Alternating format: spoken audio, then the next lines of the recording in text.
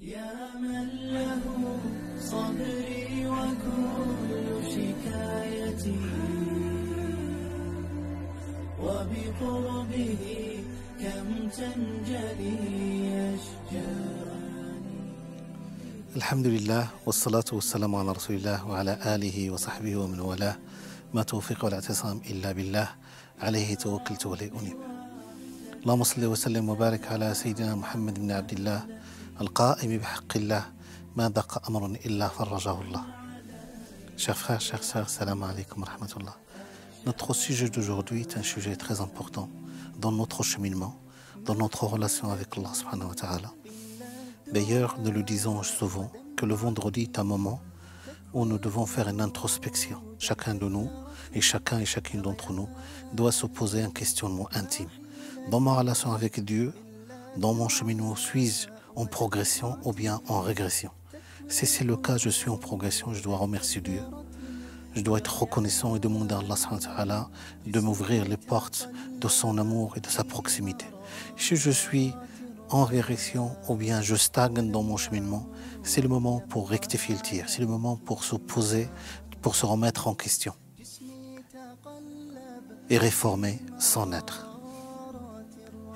Le prophète Mohammed sallallahu alayhi wa sallam, dans le hadith authentique rapporté par Al-Hakam, rapporté par Al-Manawi dans Fayd al-Qadir, par Ibn Mardawi dans Musnadihi, selon Anas, le prophète sallam dit: le fidèle est amené à faire face à 5 difficultés.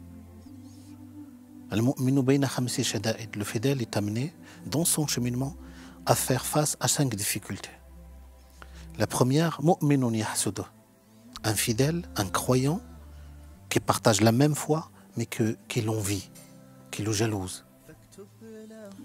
Munafiqun yubridu, un hypocrite qui le hait. Un ennemi qui le combat.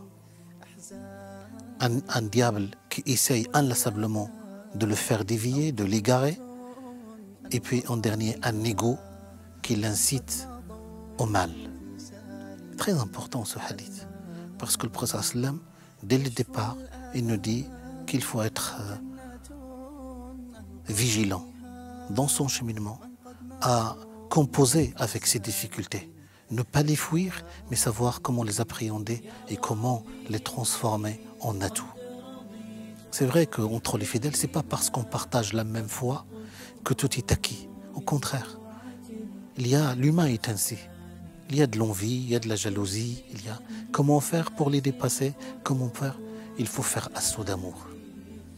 Une personne qui est aimée par Allah subhanahu wa ta'ala, qui aspire à son amour, à un meilleur être moral et spirituel, saura dépasser ces petites querelles des égos. Un hypocrite qui le hait. Le prophète Mohammed sallallahu alayhi wa sallam a dû faire face à l'hypocrisie. Nous devons, cela dit dans le hadith, le prophète sallallahu alayhi wa sallam attire notre attention à éviter tous les comportements qui peuvent nous faire tomber ou sombrer dans l'hypocrisie.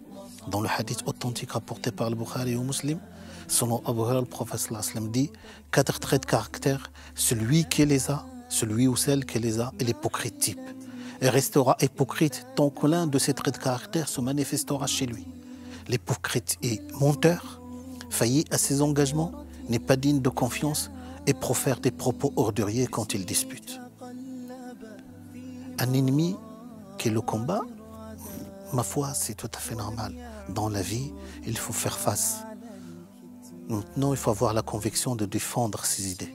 Les combats, le fidèle est amené à en mener plusieurs. Sur le plan des idées, sur le plan des convictions, sur le plan de vivre sa foi et la défendre.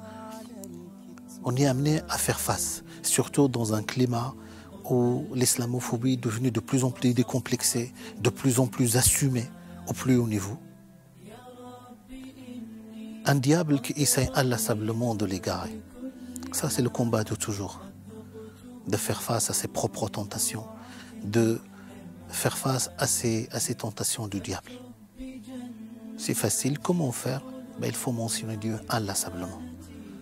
Plus on est connecté avec Dieu, plus les tentations du diable n'ont plus aucune emprise sur nous.